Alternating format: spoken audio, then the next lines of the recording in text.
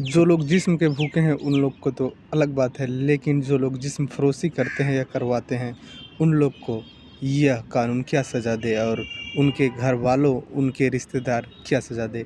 एक महिला अपने आप को बेच ही रही थी, लेकिन अपना ननद को भी नहीं छोड़ी। डिमांड पे अपना ननद को भी एक पुरुष के पास बेच देती है। हाँ, तो कहानी सुनने के लिए वीडियो पर बने रहें। आप देख रहे हैं द रियल क्राइम और मैं आपके साथ रंजित नायक।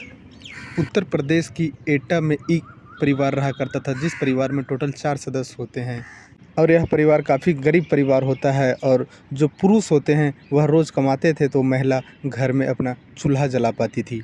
इस परिवार का मुखिया का नाम प्रमोद होता है और प्रमोद का बेटा का नाम दिनेश होता है और दिनेश का पत्नी का नाम अर्चना होता है और दिनेश का एक बहन भी होती है जिसका नाम सीमा होता है।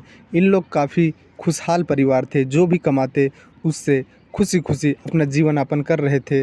और ये जो प्रमोद होते हैं वह रोज़ सुबह काम पर निकलते और शाम को आते और उसके साथ उसका बेटा भी जाता दिनेश, और वह भी सुबह जाता और शाम को आता। लेकिन इसी बीच उसका घर में एक व्यक्ति आता था और वह व्यक्ति को अर्चना जो होती है दिनेश की पत्नी, अपना घर वालों को वह एक रिलेटिव बताती है और वह जब कभी टाइम मिलता तो अर्चना के घर आता।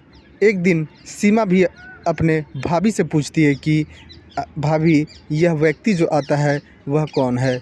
अर्चना बताती है कि यह मेरा दूर का रिश्तेदार है और इधर ही इसका काम चल रहा है, जिस वजह से यह हमारे घर कभी कभी आ जाता है।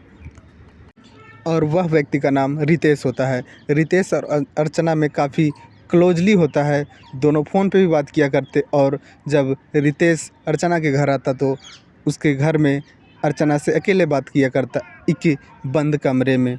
लेकिन दोनों के बीच का संबंध कुछ और ही था, दोनों में शारीरिक संबंध भी बना करता और दोनों एक दूसरे के प्यार के लिए मर मिटने के कस्में भी खाते हैं। यह सिलसिला काफ़ी वक्त तक चल रहा था, लेकिन प्रमोद और दिनेश को इसके बारे में भनक भी नहीं लगता है। एक दिन जब दिनेश का अर्चना से मन भर जाता है तो वह बोलता है कि अर्चना से दिनेश बोलता है कि तुम कुछ मेरे से पैसा ले लो, लेकिन अपना जो ननद है सीमा उससे हमारा सेटिंग करवा दो, उसके साथ हमें सोना है और कुछ वक्त बिताना है। अर्चना जब यह बात शुरुआत में सुनती है तो उसे भी अटपटा लगता है, लेकिन कुछ देर के बाद वह तैयार हो जाती है और बोलती है ठीक है, तुम्हारा जो भूख है वह मैं पूरा करूँगा। अर्चना तो वादा कर देती है, लेकिन उसे भी नहीं समझ में आ रहा था कि अपना नन्नादानी सीमा को रितेश के बिस्तर तक कैसे भेजा जाए। अर्चना एक दिन अपने ननद सीमा से बोलती है कि आज तुम रेस्ट करो, आज घर का काम सारा मैं करूँगा, खाना भी मैं बनाऊँगा, झाड़ू भी मैं लगाऊँगा और जितना भी घर का काम होता है वो मैं करूँगा। सीमा को भी अटपटा सा लगा कि यह आज मेरी भाभी क्या बोल रही है, लेकिन सीमा कुछ भी नहीं सोच समझ पाती और अपना भाभी से बोलती है कि ठीक है, तुम्हारा इच्छा। सीमा घर को साफ़ सफाई करती है और टाइम से खाना बनाना चालू करती है। खाना बन जाता है तो सीमा को बुलाती है और एक थाली में खाना परोसती है और सीमा और अर्चना दोनों खाना खाते हैं। जैसे ही सीमा खाना खाती है, खाकर अपने कमरे में जाती है, बैठती है और कुछ वक्त के बाद जब अर्चना सीमा के कमरा में जाती है तो देखती है कि सीमा बेड पे लेटी हुई है। उसे अर्चना हिलाती डुलाती है, लेकिन सीमा ज़रा सा भी अपना आँख नहीं खोलती है और अपना अंग को नहीं हिलाती डुलाती है। अर्चना समझ जाती है कि मेरा दवा इस पे असर कर गया है। उसके बाद अर्चना रितेश को फ़ोन करती है और बुलाती है कि जिस काम के लिए तुम हमें ऑफ़र किए थे वह काम हो गया है, तुम जल्दी से फटाफट मेरे घर आ जाओ। उसी वक्त रितेश सीमा के घर आता है और सीमा को उस हालत में देखकर उसके साथ संबंध बनाने जाता है और उसके बाद सीमा के अंग से एक एक करके रितेश कपड़ा उतारता है। पूरा शरीर से सारा कपड़ा उतारने के बाद सीमा के साथ रितेश संबंध बनाने लगता है और वह संबंध बना रहा था और उसकी जो सीमा के भाभी होती है अर्चना, वह बगल में ही एक सीढ़ी होता है वहाँ बैठकर सारा दृश्य देख रही थी और अपना मोबाइल में उस वीडियो को भी कैद कर रही थी। जब रितेश का मन भर जाता है तो वह उठता है और अर्चना को थैंक्स बोलकर और कुछ पैसा देकर वहाँ से चला जाता है। उसके बाद जो अर्चना होती है वह सीमा को कपड़े पहनाती है और उसको उसी हालत में छोड़ देती है। जब शाम हो जाता है तो अचानक से सीमा का आँख खुलता है। आँख खुलने के बाद वह लड़खड़ाते हुए आती है अपने भाभी के पास और बोलती है, भाभी आज मेरा शरीर काफ़ी ज़्यादा दर्द कर रहा है, क्या हुआ है हमें? अर्चना बोलती है कि कभी कभी ऐसा होता है, डराने और घबराने की कोई बात नहीं है। उसके बाद सारा कुछ नॉर्मल हो जाता है और सीमा फिर सोचती है कि कोई दिक्कत नहीं, लगता है कि कुछ काम करने की वजह से आज हरासमेंट हो गया है।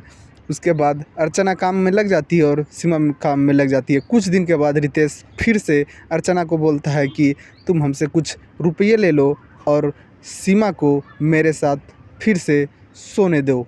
अब अर्चना कितने बार अपने ननद को नींद का गोली और बेहोश का गोली खिलाती। अर्चना सोचती है क्यों ना एक बार सीमा को फेस टू फेस बात कर देखे कि सीमा की तरफ से क्या रिस्पॉन्स रहता है। उसके बाद अर्चना एक दिन सीमा से बोलती है कि ऐसा है कि रितेश तुमसे प्यार करने लगा है और तुमसे बात करना चाहता है और तुम्हारे साथ कुछ वक्त बिताना चाहता है। जब सीमा यह बात सुनती है तो अपने भाभी अर्चना पे भड़क जाती है और बोलने लगती है। उसके बाद अर्चना अपने पास से मोबाइल निकालती है और एक वीडियो दिखाती है सीमा को। सीमा जब वह वीडियो देखती है तो उसके पैर तले ज़मीन खिसक जाता है। उसके बाद सीमा अपनी भाभी अर्चना से पूछने लगती है कि यह वीडियो कहाँ से आया और कौन बनाया। अर्चना बोलती है कि एक दिन तुम जो रितेश के साथ सोई हुई थी उसी वक्त का यह वीडियो है। सीमा फिर पूछने लगती है कि यह कैसे हुआ। अर्चना बताती है कि हम तुम्हें खाने में एक नींद का गोली मिला दिए थे, उसके बाद तुम्हें नींद आ जाता है और रितेश आता है तुम्हारे साथ शारीरिक संबंध बनाता है। लेकिन जब सीमा यह वीडियो देखती है तो और गुस्सा हो जाती है और बोलने लगती है कि हम अपने सारे परिवार को बता देंगे, भाई को बता देंगे, पापा को बता देंगे। उसी वक्त अर्चना सीमा को डांटते हुए बोलती है कि अगर तुम किसी को यह बात बताई तो यह वीडियो वायरल हो जाएगा और तुम्हारा जो इज्जत का तार तार हो जाएगा। सीमा भी कहीं न कहीं अपना इज्जत को बचाने के लिए यह बात किसी को नहीं बताती और अपने भाभी के बात पर तैयार हो जाती है। उसके बाद फिर से रितेश आता है और सीमा के साथ संबंध बनाता है और लगातार इसी तरह से 6 महीना तक चलता है। जब रितेश आता तब सीमा के साथ संबंध बनाता और जब 6 महीना का वक्त बीत जाता है तो अर्चना को भी अब खिट लगने लगा था कि जब मन होता था रितेश को तब आता था और अर्चना सीमा के साथ सोता था। लेकिन कहीं न कहीं इसमें घिसना पीटना अर्चना को भी पड़ रहा था।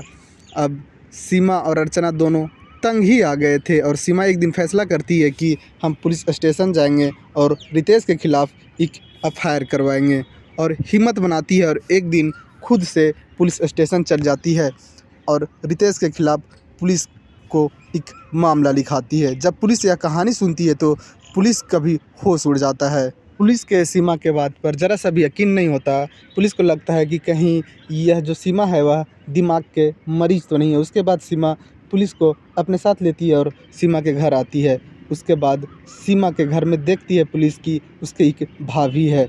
उसके बाद सीमा के भाभी से पुलिस पूछताछ करने लगती है तो उसी पूछताछ के दौरान सीमा की आवाज़ लड़खड़ाने लगता है। पुलिस को शक होता है। पुलिस अर्चना को लेकर पुलिस स्टेशन जाती है और वहाँ जब सख्ती से पूछताछ करती है तो जो बयान अर्चना देती है उसका बयान सुनकर पुलिस के भी अपने आप के कानों पर विश्वास नहीं होता। उसके बाद पुलिस फिर रितेश को उठाती है और रितेश और अर्चना को आमने सामने बिठाकर जब पूछती है तो सारा कहानी सामने आता है। उसके बाद ये दोनों के खिलाफ़ पुलिस चार्जशीट तैयार करती है और मामले को कोर्ट भेज देती है। लेकिन कुछ पैसे के लिए अर्चना को यह गलत कदम उठाना चाहिए था।